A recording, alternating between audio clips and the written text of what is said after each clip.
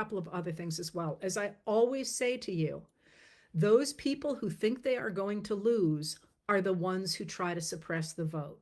Like that's a given. And I don't really have to explain that. It's pretty obvious. If you think people like what you're going to do, you're like, yeah, let's go vote because you're going to vote for me. But if you think people are turning against you, you want to suppress the vote. And if you look at the Republican strategy in this election, it is to stop everybody from voting. I mean, that's been their whole MO. They've been suing to get drop boxes closed, to have shorter voting hours, to throw people off the rolls.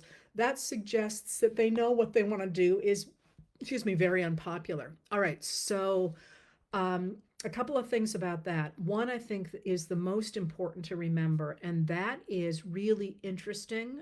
And that's kind of a horrible thing for me to say. It's interesting as somebody who studies the American political system. We are in a unique moment because, as I've said for a long time, Trump was not trying to win the popular vote. He was trying to whip up people to fight for him.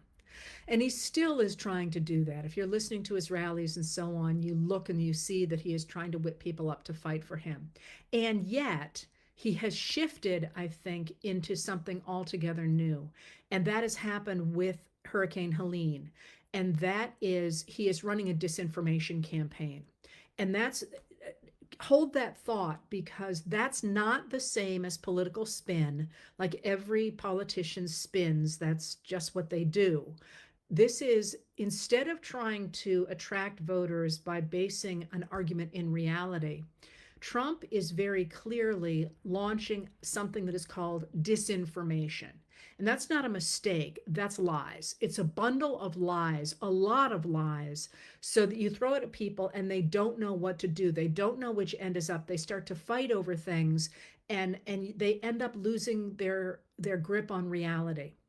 And when they lose their grip on reality, they turn against each other or they walk away from the political system. It's a technique. It's a political technique. It is one that other countries have used. We have never seen it in the United States before.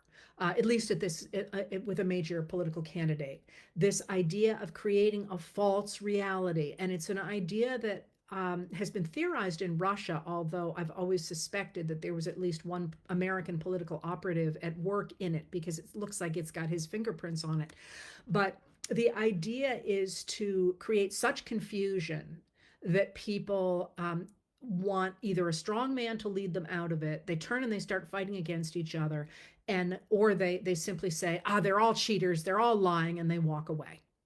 Now, in case of Hurricane Helene, even the Republican governors and mayors and officers in the affected states have been saying the Federal Emergency Management Agency and the administration have been doing a great job.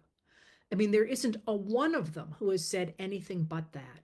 And yet, Donald Trump, J.D. Vance, Ron DeSantis has actually said Biden's doing a good job.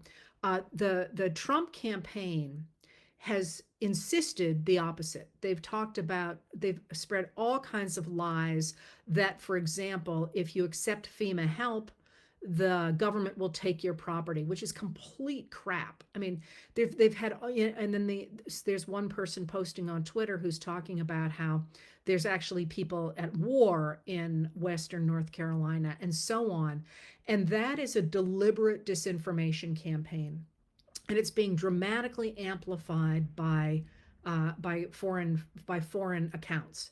So, I am swarmed right now with people screaming at me for saying that FEMA is doing a good job. And mind you, I'm not on the ground. I'm not observing what's there. What I do is I look at the sources of people who are there, and then I give you a list of those sources so you can read them and you can say, I trust this organization, but I don't trust this one.